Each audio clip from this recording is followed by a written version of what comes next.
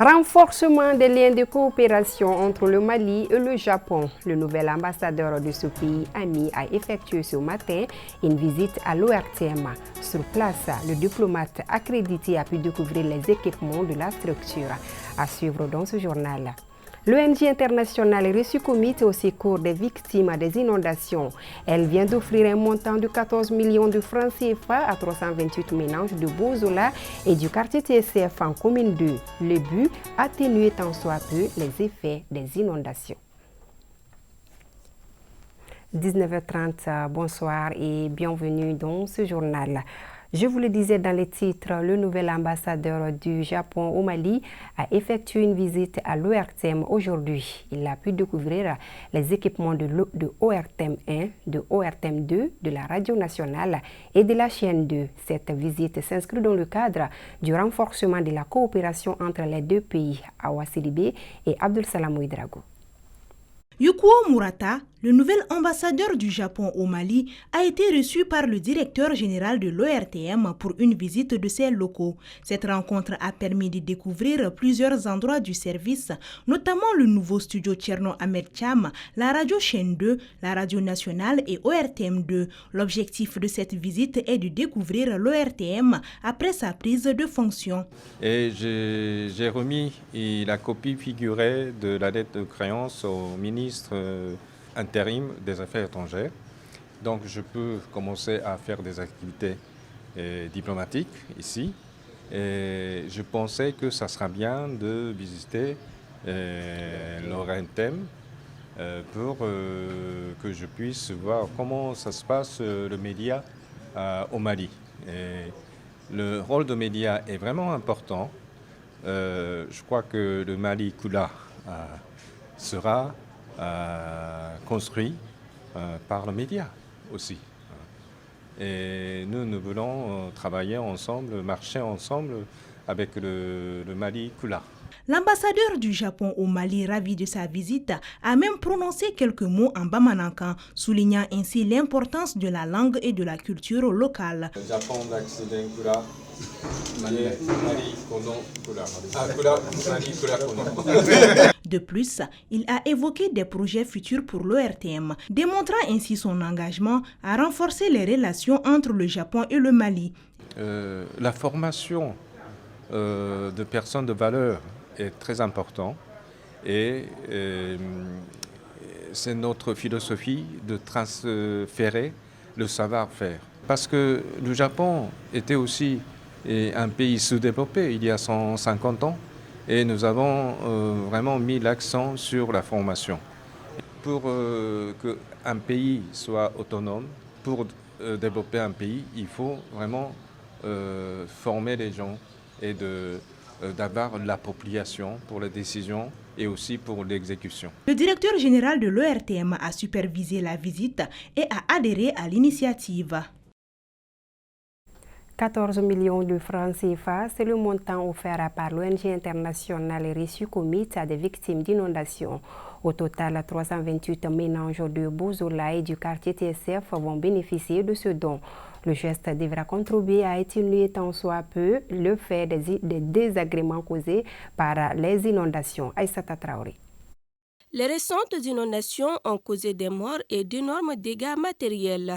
Beaucoup de ménages se sont retrouvés dans des écoles comme ici à Bozola et au quartier Sans Fil. Les conditions de vie sont précaires et le besoin d'aide est pressant. C'est dans ce élan de solidarité et pour répondre à l'appel des autorités que l'ONG internationale Rescue Committee vient de faire un don en espèces. Bamako, où ce n'est pas un endroit où on reçoit particulièrement de l'aide humanitaire et cet besoin non couvert, c'est ce qui nous a motivés. Ici, nous travaillons aussi avec une autre ONG, l'ONG Open Mali, qui aussi appuie avec des biens non alimentaires. Alors, de cette manière, nous contribuons avec l'argent. Eux, ils contribuent avec des appuis non alimentaires et de cette manière, on fait une complémentation, appui à la population. L'excédent s'élève à 14 millions de francs CFA répartis entre les 328 ménages résidant à l'école de Bozola et au sans-fil en commune 2 du district de Bamako. De quoi soulager ces sinistrés ainsi que les autorités. Nous sommes tristes mais heureux aussi aujourd'hui, car on a su que dans notre difficulté, des gens pensent à nous et viennent pour nous aider.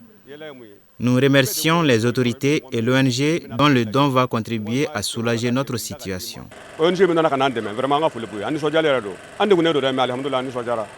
félicitons en tout cas l'IRC pour cette initiative et nous remercions tous les partenaires qui ont contribué à accompagner cette initiative.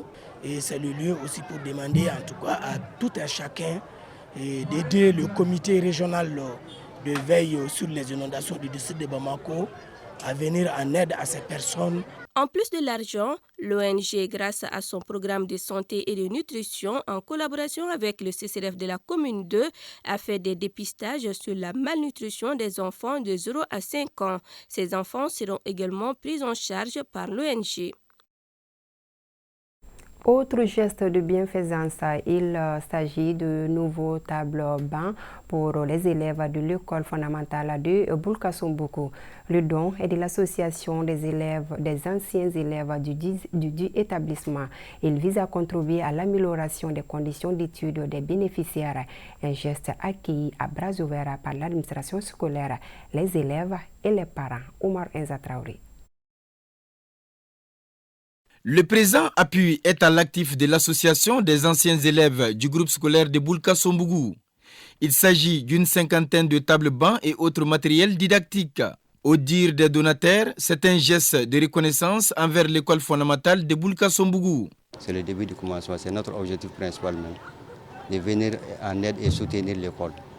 J'invite tout le monde à s'investir. Ces fonds sont issus de notre cotisation mensuelle et d'une cotisation spéciale qui est inquiète au sein de l'association. J'en profite pour remercier les généreux donataires pour leur dévouement et détermination. L'initiative s'inscrit dans la logique de faire de l'éducation une priorité collective. La direction de l'établissement et son comité de gestion ont salué à l'unanimité ce geste symbolique.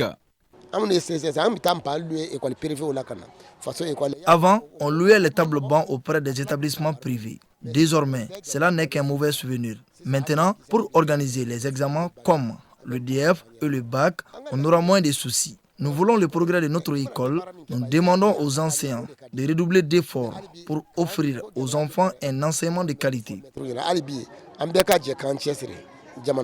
C'est un sentiment de joie et de fierté parce qu'en réalité, quand des anciens élèves se rassemblent, ils essayent de cotiser pour apporter leur contribution au bien-être du groupe scolaire, on ne peut que les féliciter.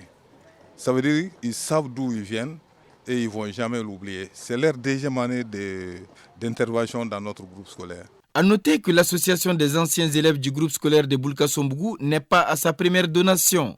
Elle a planté des arbres dans la cour de l'école et entend poursuivre cette démarche afin de donner le sourire aux apprenants. L'apothéose de cette cérémonie a été la prestation de l'artiste Van Guitar.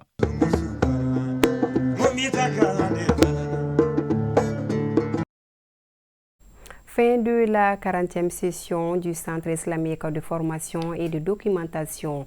Il s'agit d'une cérémonie qui sanctionne 3 mois d'apprentissage coranique et des préceptes de la religion musulmane. Les temps forts de cette cérémonie, c'est donc ce reportage signé Aminata Amadoula. 40e session de la formation en islam du Centre islamique de formation et de documentation CIFOD. Tout est parti d'un projet ambitieux visant à amener le musulman à apprendre à lire le Coran en 3 mois. De la première session en 2011, le centre est aujourd'hui à la 40e du genre. La session de 3 mois et donc nous sommes à la 40e fois aujourd'hui et nous avons organisé une cérémonie de cette envergure comme vous voyez, donc pour pouvoir couronner un peu les efforts de plus d'une décennie de travail, de labeur, d'abnégation et d'engagement en faveur du Coran. Avec plus de 3000 auditeurs formés, le CIFOD a su inculquer les valeurs religieuses à ces hommes et femmes qui ont choisi cette voie. Dans le lot, certains ont pu se distinguer. C'est vrai, j'ai reçu une attestation de reconnaissance pour les efforts que je fais nuit et jour pour le Sifod, mais je le fais au nom d'Allah subhanahu wa ta'ala.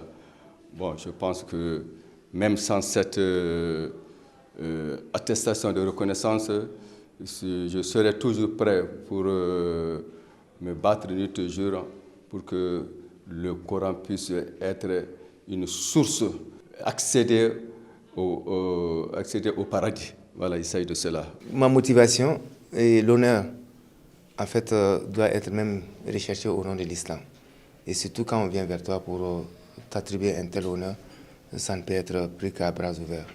Et je suis très honoré et très fier d'être parent de cette cérémonie au nom de ma religion, au nom de l'islam, au nom de tous les musulmans du Mali. Allah subhanahu wa ta'ala, dans la première sourate révélée au prophète Mohammed sallallahu alayhi wa sallam, incite à l'apprentissage en disant ceci, et je cite, « Ikra bismika lezi kalak ».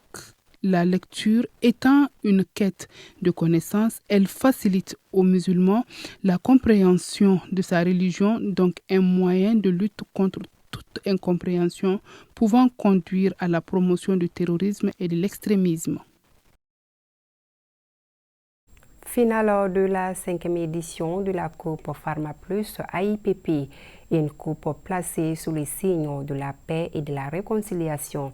La rencontre a opposé l'équipe de Badalaboukou à celle de l'Hippodrome. Plus de précisions avec Mamadou Doumbia. La finale de la Coupe Pharma Plus AIPP a opposé l'équipe de Badalaboukou et celle de l'Hippodrome. Pour les organisateurs, l'objectif est de maintenir la paix et la cohésion sociale entre les différents quartiers de Bamako. Nous organisons chaque année cette compétition, car nous avons compris que notre pays a besoin de paix. Afin que cette paix revienne, nous avons fait appel à la jeunesse en commune 6 à travers cet événement.